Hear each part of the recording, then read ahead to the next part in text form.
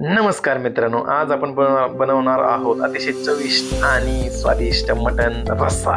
जर तुम्हाला घरगुती आणि खास पदार्थ आवडत असतील तर हा व्हिडिओ शेवटपर्यंत पहा। आपण जे मटण घेतले ते धुवून घ्यायचे प्रथमतः।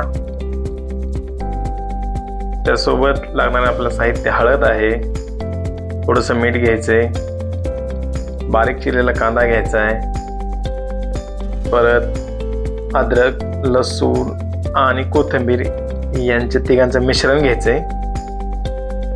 पातेलं आपण गॅसवर ठेवलेलं आहे, थोडंसं तेल टाकायचं। तेल टाकलेलं आहे आपलं, ते थोडंसं गरम होईपर्यंत कांदा घेतला होता बारीक करून, तो टाकायचा आहे थोडाफार, म्हणजे आपण जेवढी गरज आहे तेवढं। मी साधारणतः एक कांदा घेतला होता। तुम्ही जर कोणाची जास्त क्वांटिटी असेल तर तुम्ही जास्त कांदा वापरू शकता, कमी असेल तर कमी वापरू शकता, ते आपल्या सोयीनुसार करू शकता। तुम्ही बघू शकताय थोडासा कांद्याचा कलर चेंज झालेला आहे, थोडा ब्राऊन झालेला आहे। आता थोडीशी त्याच्यामध्ये आपण हळद टाकतोय, म्हणजे लसूण, कोथिंबीर आणि अद्रकचे जे कूट घेतलं, म्हणजे जे बारीक केलं होतं, मिश्रण केलं होतं, आता ते टाकून घेऊ थोडंसं। ते त्याला नंतर व्यवस्थित परतून घ्यायचे, त्यांना मिक्स करून घ्यायचे। मिश्रण भाजलेलं आहे, आता आपण टाकून घेऊ आपला मेन चीज मटण।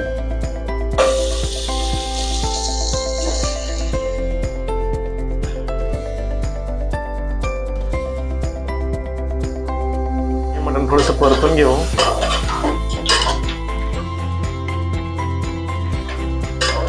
छान असं मटणाला पाणी सुटलेलं आहे। मटणाला पाणी सुटल्यानंतर छानसं त्यानंतर जे आपण जे गरम केलं होतं पाणी ना, ते त्याच्यात टाकून द्यायचंय। याच्यात थंड पाणी टाकायचं नाही, थंड पाणी टाकल्याने आहे ना मटणाला चव राहत नाही, त्यामुळे गरम शक्यतो होईल तेवढं गरमच पाणी टाकायचं। नुसार पाणी टाकायचंय। आपल्याला जर आळणी पाणी जास्त हवं असेल तर थोडं जास्त पाणी टाकायचंय। मटण शिजत आहे तोपर्यंत आपण भाजीची तयारी करून घेऊ। त्यासाठी लागणार साहित्य आपण एक कांदा घेतलेला आहे मोठा, अर्धा टोमॅटो घेतलेला आहे आणि थोडंसं खोबरं घेतलं आहे, हे आपण भाजून घेऊ। कोथिंबीर आणि तीळही आपण भाजून घेऊ। आता आपण याचं वाटण करून घेऊ, तोपर्यंत आपलं मटण तर इकडे शिजते आणि छानसा असा मस्त वास येतोय। आपलं वाटणं आता मिक्स करून झालेलं आहे, आपल्याला टेस्ट करायचं आहे ताई।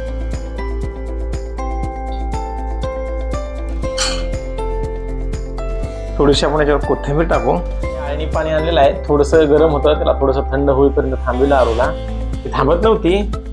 आता बघ बाळा कसं वागते तुला खाऊन।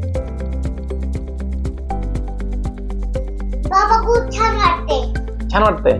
हो, हे आळणी पाणी लहान मुलांना अवश्य द्यावं, त्यामुळे कसं लहान मुलांची रोगप्रतिकार शक्ती वाढत असते। हाडीवर महत्वाचं म्हणजे कसं हे तिखट लहान मुलं खाऊ शकत नाहीत ना, तर त्यांना नेहमी चिकन असो अथवा मटण असो, त्यांना आळणी पाणी हे नेहमी द्यावं त्यांना, ते आरोग्यासाठी त्यांच्या फायदेशीर असतं। मटण आपलं शिजलेलं आहे आणि असा छानसा वास येत आहे। आता आपण भाजीची तयारी करू। ही आपण ग्राइंड केलेली पेस्ट, हा कांदा, हा आहे घरगुती मसाला, तिखट, कोरिंडर पावडर आणि मटण मसाला, ही हळद आहे, मीठ आणि ही आपली पेस्ट आहे कोथिंबीर, अद्रक आणि लसूणची।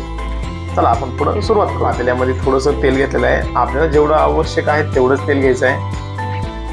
त्यामध्ये आपण जो थोडासा मोठा चिरलेला कांदा आहे ना, एक कांद्यामधला चतकोर भाग, तो टाकायचा आहे। गॅस मिडियम फ्लेमवर ठेवून द्यायचा आहे आणि हा थोडंसं ब्राऊन होईपर्यंत याला परतून घ्यायचं। तुम्ही कांदा नाही वापरला तरी चालतो।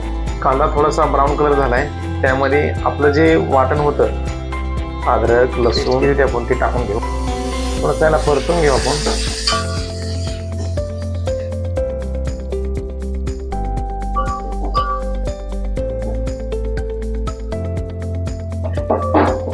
गॅस मिडियम फ्लेमवर ठेवायचा आहे। पुढे 2 मिनिटाला परतू द्यायचं छानसं। आपण मिक्सर मधून अद्रक लसूण पेस्ट ही व्यवस्थित भाजल्यानंतर ना, त्याच्यामध्ये आपण जे मिक्सर मधून जे पेस्ट केले ना, ती टाकून घ्यायची आहे।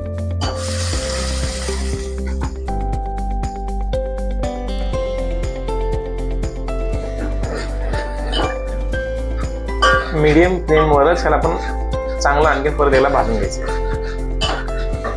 असं छानसं थोडी आपली ग्रेव्ही भाजल्यानंतर ना याच्यामध्ये आपण आपले मसाले टाकून द्यायचे ना.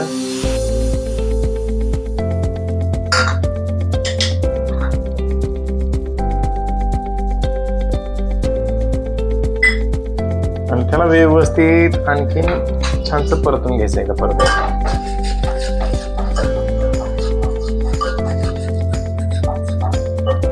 तिखट आपल्या इच्छेप्रमाणे तुम्ही जास्त कमी जास्त करू शकता.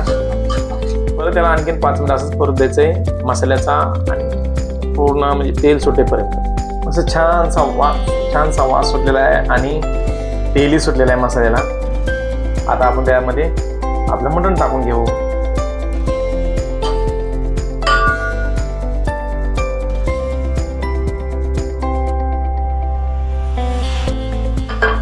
असं छानसं आता मटण टाकलेलं आहे आपण आणि आपल्याला हव्या त्या प्रमाणात आपण आहे ना त्याच्यात पाणी म्हणजे आपलं जे सुक्कं पाणी आहे जे आळणी पाणी आहे ते टाकून घ्यायचंय. जेवढी आपल्याला भाजी हवी आहे तेवढंच पाणी टाकायचं. अशी लेवल आपली जेवढं गरज आहे तेवढं पाणी टाकल्यानंतर ना आपल्याला हवं तेवढं पाणी टाकल्यानंतर ना चांगली उकळी येईपर्यंत मटणाला परत एकदा थोडंसं उकळीपर्यंत शिजून घ्यायचं. परत आता थोडी याच्यावरती कोथिंबीर टाकून द्यायची आणि आता आपली भाजी एकदम रेडी आहे खाण्यासाठी. आता बघू आपण टेस्ट कशी होते ती भाजीची. अतिशय उत्कृष्ट वास येत आहे, एकदम छान करा. अशाच साध्या आणि सोप्या रेसिपीसाठी लाईक आणि फॉलो करा. धन्यवाद.